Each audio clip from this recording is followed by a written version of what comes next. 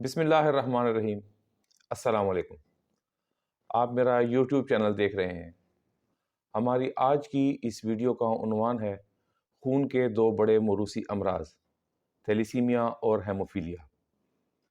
Thalassaemia اور haemophilia دونوں امراض والدین سے بچوں میں منتقل ہوتے ہیں۔ تھیلیسیمیا کی وجہ جسم میں خون کے سرخ ذرات کی کمی ہے، جبکہ ہیموفیلیا ایک موروثی خون بہنے کا عارضہ ہے۔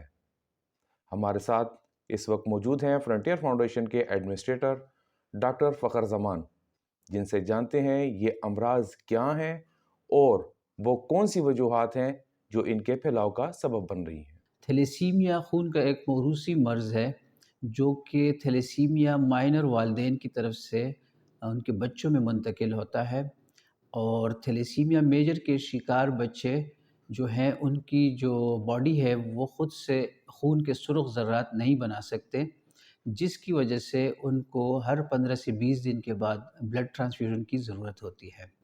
تھیلیسیمیا میجر کی علامات میں بچوں کا رنگ زرد ہونا یا پیلا ہونا، اور بچوں کا کمزور ہونا، جو نارمل جس طرح گروتھ ہوتی ہے بچوں کی وہ نہیں ہوتی، اور ہڈیوں کی کمزوری، یہ مختلف علامات تھیلیسیمیا کے بچوں میں ہوتی ہے۔ تھیلیسیمیا کی جو تشخیص ہوتی ہے وہ ایک ٹیسٹ کے ذریعے ہوتی ہے جس کو ہیموگلوبن الیکٹروفوریسس کہتے ہیں۔ اسی طرح ہیموفیلیا بھی ایک موروثی خون بہنے کا عارضہ ہے جو بچوں کو اپنے والدین سے منتقل ہوتا ہے۔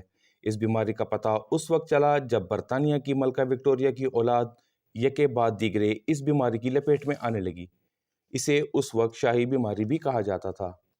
ہیموفیلیا ایکس لنک بیماری ہے جو کیریئر ماؤں کے ذریعے بیٹوں میں منتقل ہوتی ہے۔ اسی طرح ہیموفیلیا ایک خون کا موروثی مرض ہے، اور اس مرض میں خون میں جو جمنے کی صلاحیت ہوتی ہے جن اجزاء کی وجہ سے، جن کو کلاٹنگ فیکٹر کہتے ہیں، ان کی ایبسنس یا ان کی کمی کی وجہ سے ان بچوں میں جب کسی بھی وجہ سے خون بہنا شروع ہو جاتا ہے تو پھر ان کا خون آسانی سے نہیں جمتا، کیونکہ ان میں کلاٹنگ فیکٹرز کی ڈیفیشنسی ہوتی ہے۔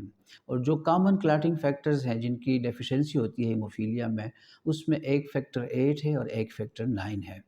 تو ان بچوں کو یہ ہوتا ہے کہ یہ بظاہر بالکل ٹھیک ٹھاک ہوتے ہیں، جب تک ان کو کوئی زخم نہ لگے، چوٹ نہ لگے، تب تک ان کو کچھ بھی نہیں ہوتا، یہ بالکل اپنی نارمل زندگی گزارتے ہیں۔ لیکن اگر ان کو کسی بھی وجہ سے کوئی انجری ہو جائے تو پھر ان کا خون آسانی سے نہیں رکتا۔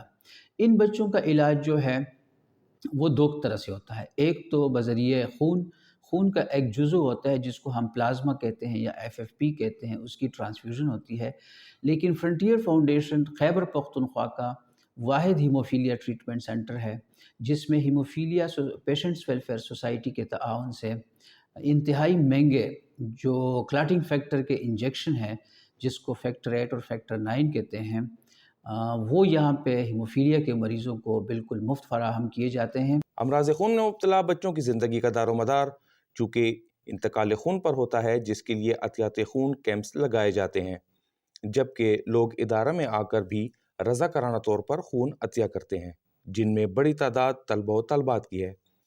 علاوہ ازیں کیمپوں کے دوران جمع کیے گئے خون کی باقاعدہ اسکریننگ ہوتی ہے تاکہ پہلے سے ایک بیماری میں مبتلا بچوں کو کالے یرقان، پیلے یرقان، ایڈز اور ان جیسی دیگر بیماریوں سے محفوظ رکھنا ہے۔ ان امراض کے حوالے سے عوام میں شعور اجاگر کرنے کے لیے ایام بھی مخصوص کیے گئے ہیں۔ سال میں ایک بار تھیلیسیمیا ڈے اور ہیموفیلیا ڈے بھی منایا جاتا ہے تاکہ ان بیماریوں کے حوالے سے عوام میں شعور اجاگر ہو سکے۔ ملک ولاگ کو سبسکرائب کرنا نہ بھولیے گا۔